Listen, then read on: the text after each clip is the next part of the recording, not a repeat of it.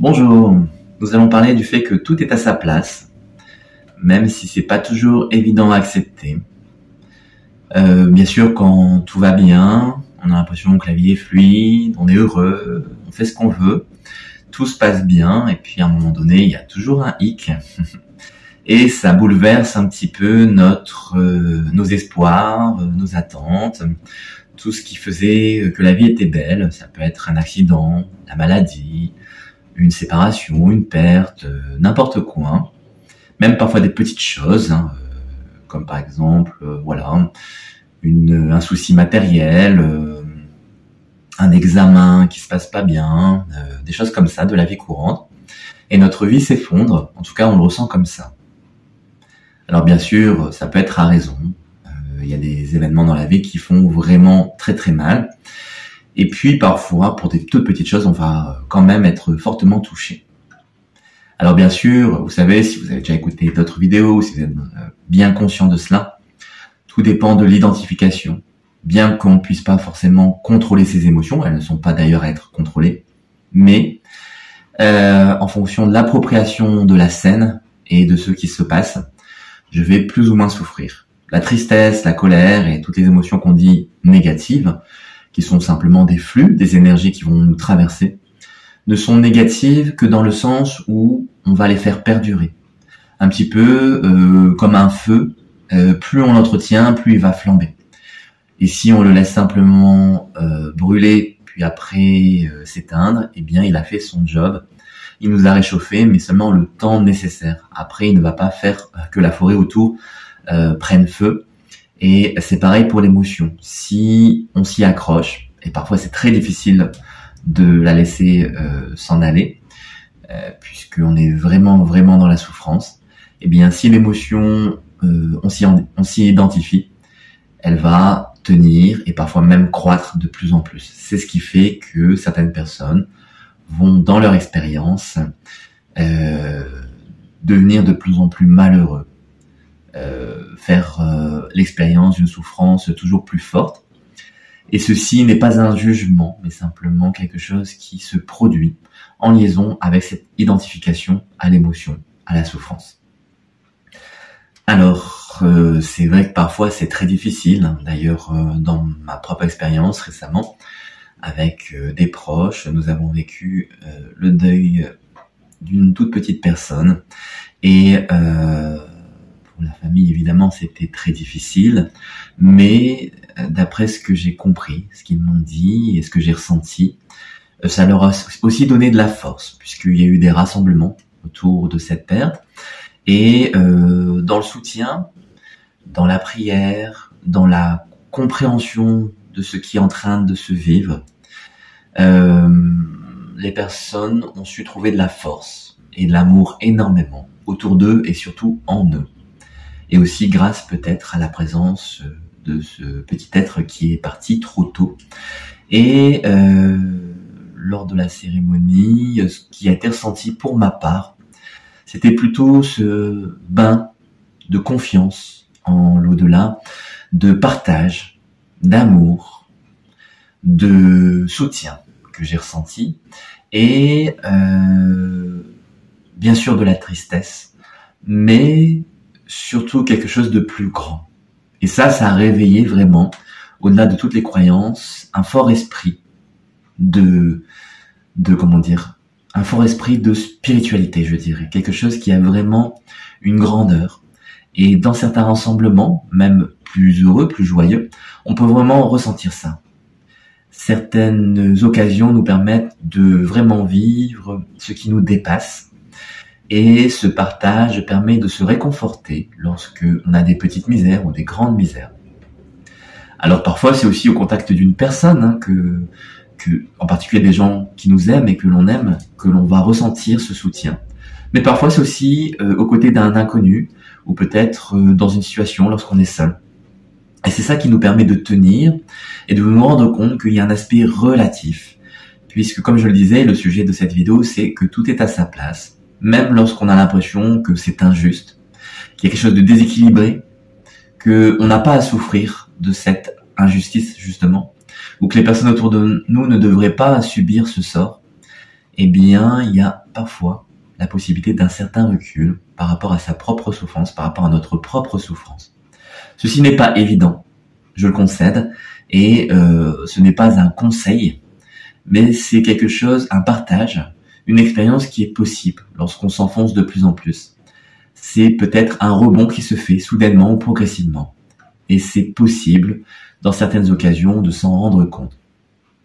Ce n'est pas quelque chose qui vient d'une source plutôt que d'une autre, c'est une prise de conscience, et peut-être que parfois ces mots, les mots que je vous partage, ou les mots d'une autre personne, ou le geste ou le sourire de quelqu'un, peuvent réveiller en vous, malgré toute cette souffrance accumulée.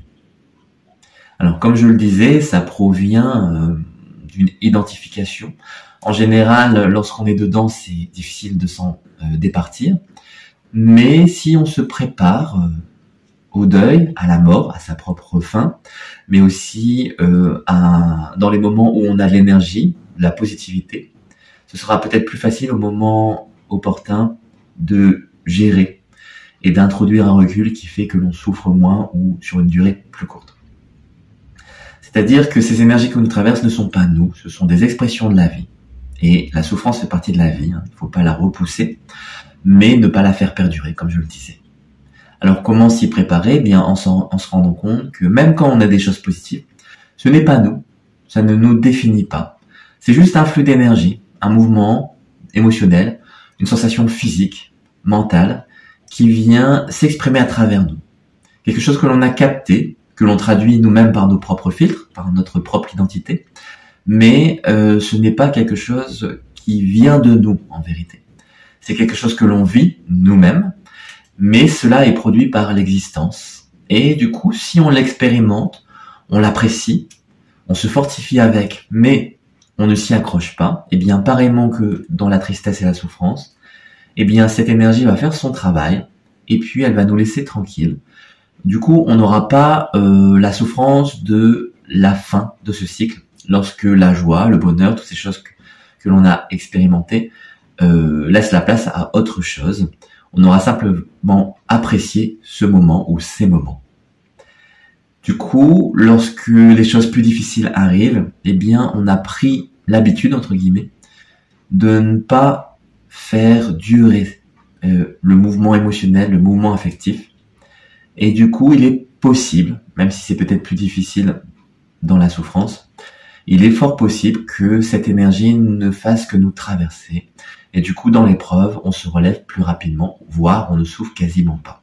Ou en tout cas, on ressent la souffrance, mais on n'y cède pas. Et souvent, c'est le fait d'y céder, de complètement plonger dedans, qui fait qu'on souffre véritablement. Et c'est pour ça qu'il ne faut pas forcément rêver de ne plus souffrir, mais c'est de se rendre compte que chaque chose est à sa place, et la souffrance y compris. Et que dans l'épreuve, il y a quelque chose qui nous fait aussi grandir, que l'expérience peut être merveilleuse, entre guillemets.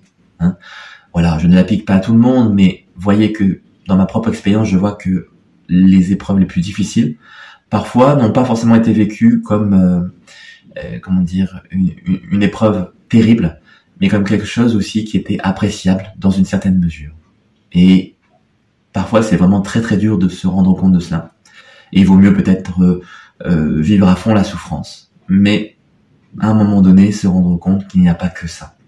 C'est aussi faire la balance que dans notre vie, lorsqu'on est en mal-être, eh bien, il y a des choses négatives, mais il y a des choses positives. Et c'est faire l'équilibre des deux, plutôt que de ne s'attarder à que ce qui nous enfonce dans le quotidien. C'est quelque chose qui parfois est oublié, mais il y a aussi de belles choses, des belles rencontres, des beaux moments, des moments appréciables, des petits plaisirs de la vie. Et c'est ça qu'on peut cultiver et réveiller pour se donner l'énergie, pour faire face à ce qui est difficile. Après, bien sûr, ça dépend entre guillemets de notre niveau. Au niveau individuel, lorsque l'ego est très fort, alors l'ego est très fort, les gens vont dire oui, mais moi je suis modeste, moi je suis humble, j'ai pas d'ego. Le problème est aussi de ne pas avoir d'ego, parce que l'ego se cache dans l'apparence du non-ego. Alors je vais vous expliquer pourquoi. Lorsque je m'efface, lorsque je me fais tout petit, lorsque j'ai l'impression que la vie m'a malmené, que j'ai jamais pu être au premier plan, en avant de la scène, et donc que je n'ai pas d'ego, que je ne m'exprime pas, eh bien ceci aussi fait partie de l'expression de l'ego. L'ego qui se cache pour mieux se trouver, c'est vraiment le serpent qui se mord la queue. C'est-à-dire que je vais me poser peut-être victime entre guillemets. Et dans cette apparence de transparence et dans cet oubli de soi-même, finalement, je ferai jaillir des pans de moi-même, puisque la souffrance fait partie de l'ego, comme je le disais, de l'identification de l'ego à cette émotion, à cet affect, à cette sensation, à cette expérience. Et du coup, effectivement, bien que j'ai l'impression que je n'existe pas, dans mon absence, en fait, j'ai une grande présence d'ego. Et ceci est souvent mal identifié, mais c'est effectivement de l'ego. Et à l'inverse, lorsque je fais apparaître plus fort ma souffrance, c'est aussi de l'ego. Même que je pourrais faire apparaître des choses positives, de la joie, tout ça, quand je le renforce, quand je le recherche, quand je cumule le plaisir à outrance, eh bien c'est aussi l'ego qui, par insécurité, va s'accrocher à tous ces plaisirs ou toutes ces souffrances. Et dans tous les cas, il est accroché à cette branche, mais qui finalement va finir par rompre et je vais me casser la figure. Et ça fait mal en général, donc du coup, pour éviter de souffrir, eh bien je m'accroche encore plus fort à la prochaine branche. Et voilà, ça fait un cycle, vous voyez, sans fin, puisque chaque branche va forcément finir par rompre sous le poids des choses. Et cette énergie qui va m'emmener dans une chute vertigineuse fait que j'ai toujours plus peur, et cette peur va faire que je m'accroche plus fort. Et vous voyez, voilà, c'est toujours quelque chose de perturbateur, et je ne comprends pas pourquoi, malgré mes efforts, je n'arrive pas à m'en sortir. À un moment donné, il faut lâcher prise, et c'est vrai que ça fait peur de se jeter dans le vide, puisque si je lâche la branche, je n'ai plus d'accroche, je n'ai plus de point d'appui, je n'ai plus de béquille. Mais c'est ça en fait la liberté. Et en fait, je vais voir que dans ce plongeon, finalement, je m'envole. C'est un petit peu le saut du petit oiseau. À un moment donné, il faut qu'il prête son courage à deux ailes et qu'il se lance. Et même s'il chute, il va falloir se relever, regrimper et se relancer. Et à un moment donné, il va trouver son envol. Et bien c'est pareil pour nous. Lorsqu'on a peur, de plus en plus peur, il va falloir prendre à un moment donné son courage à deux mains et trouver la liberté d'expérimenter la vie, même si elle fait preuve de souffrance.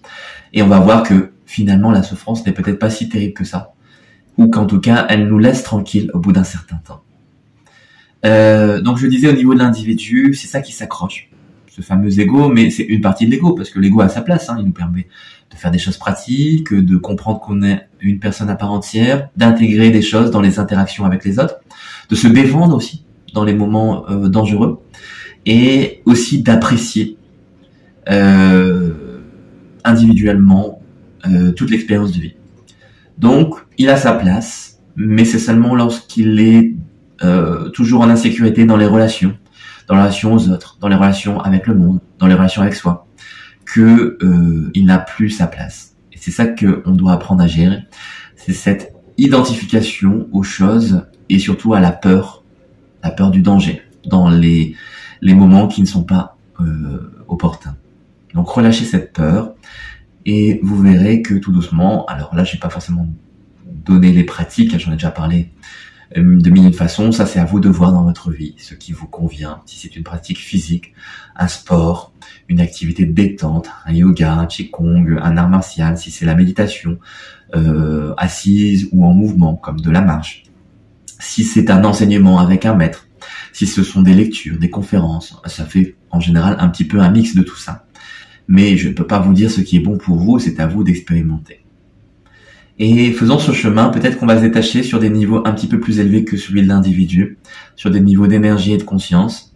Et on va voir que dans notre cheminement, effectivement, lorsqu'une épreuve, une émotion, une souffrance arrive, elle ne sollicite pas les mouvements de peur de l'ego qui va lui essayer de se protéger, mais elle fait intervenir une expérience plus grande, qui va donner effectivement un certain détachement, mais aussi une sensibilité plus accrue. Ce qui donne une expérience de la souffrance plus forte.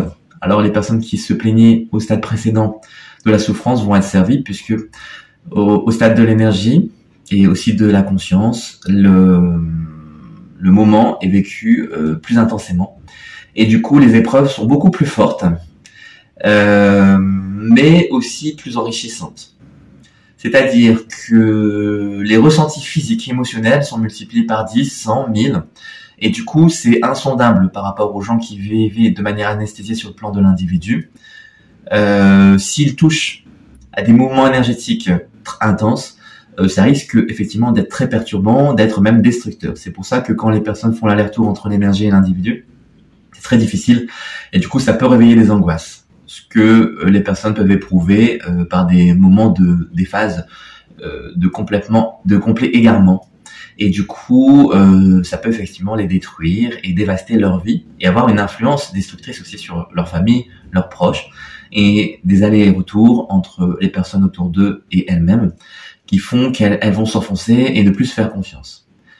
C'est pour ça que en général, on se fait accompagner par une personne d'expérience. Sinon, c'est très difficile. Seul, c'est très difficile. Voilà. Et puis, on peut bien sûr voir en thérapie un cheminement progressif.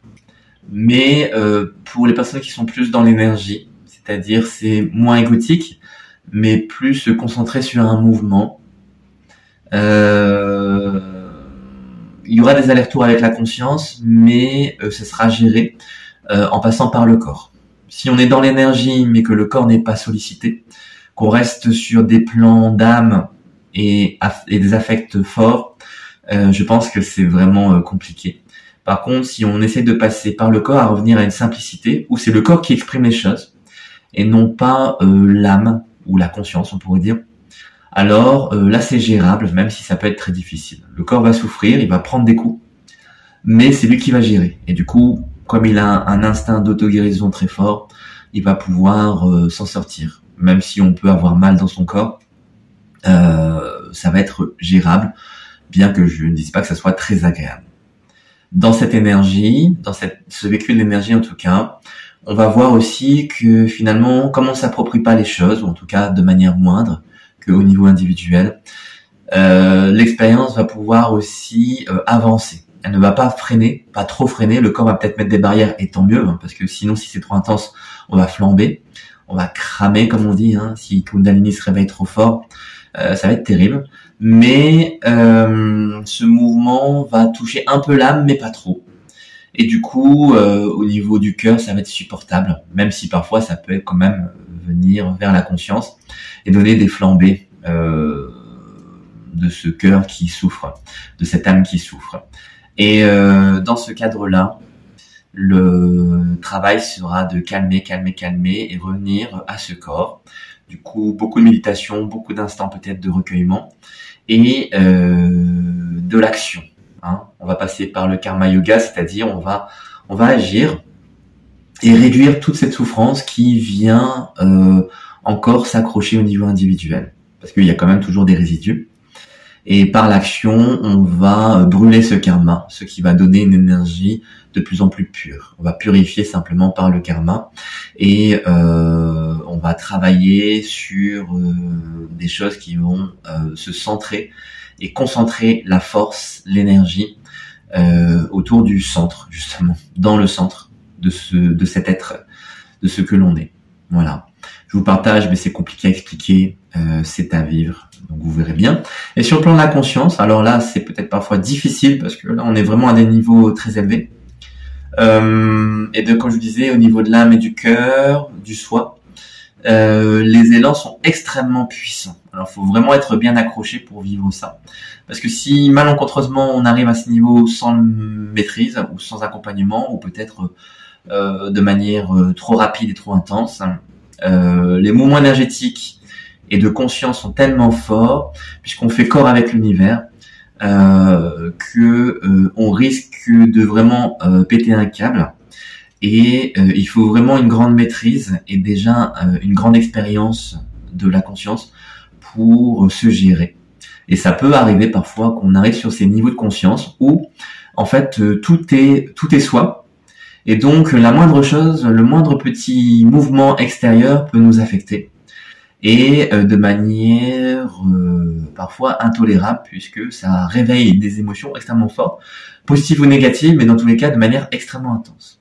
Et c'est pourquoi souvent on va essayer de diminuer de niveau et se ramener aussi au corps, donc dans l'énergie, et ne pas se laisser emporter par tous ces élans qui vont donner une grande conscience des choses, une grande intelligence, une grande sensibilité, mais qui vont donner aussi des élans tellement forts qu'on ne pourra pas les supporter. On sera vraiment empêché de bouger, on sera vraiment immobilisé en soi. Et du coup, c'est quelque chose qui demande soit un contact pur à notre propre nature, soit un retour à un niveau un petit peu plus simple, celui du corps et de l'énergie du coup. Voilà, du coup c'est pour ça que j'en parle pas trop, puisque finalement on revient au second niveau entre guillemets, puisqu'il n'y a pas de hiérarchie, hein. Même le niveau individuel peut aussi être très élevé, mais le niveau de la conscience va ramener en général au niveau du corps pour une certaine maîtrise, et calmer le mental, parce que le mental peut aussi un peu gamberger, puisqu'on va avoir de grands éclairs de lucidité et on va peut-être s'engouffrer dans ces champs de conscience, mais qui ne nous mettent pas forcément à un mieux-être. Du coup, c'est revenir peut-être justement au niveau individuel, à un ego tout simplifié, quelque chose qui va faire les choses de manière concrète, très précise, vraiment faire attention à comment je me comporte quand je marche, quand je prends ma voiture, dans mes interactions avec les autres, ne pas projeter, ne pas avoir l'impression d'être emporté par un ensemble d'émotions et de croire que l'autre nous veut ceci, cela, ne pas avoir de grande compréhension, avoir des choses tout simples. Et ceci permet, si on y arrive, hein, parce que je dis ça mais c'est pas évident, hein, si vous le vivez vous le savez, mais revenir à des choses tout simples et simplifier sa pensée, avoir de la clarté, mais de manière très modeste. Voilà un petit peu pour les choses. Et comme vous le verrez, bah du coup tout est à sa place et cette expérience aussi. Et du coup le plan de conscience va se modifier. Et après on comprendra pourquoi on a vécu cette expérience, mais souvent par après. Pour venir à des choses plus simples, et bien quand vous vivez une épreuve, voyez aussi un petit peu que derrière il y a probablement un petit peu un coup de pied aux fesses ou quelque chose qui vous amène à vivre quelque chose de juste effectivement. Mais c'est prendre ce recul qui est nécessaire pour après apprendre. Et en fait, votre intuition, votre élan intérieur va vous donner les clés, peut-être les rencontres, les situations, pour intégrer cette expérience. Mais ça peut prendre du temps. Et du coup, penser ses blessures au niveau individuel, déjà, c'est quelque chose de très important. Voilà. Je vous laisse ici pour cette fois-ci. Je vous souhaite une belle journée, une belle soirée. À très bientôt.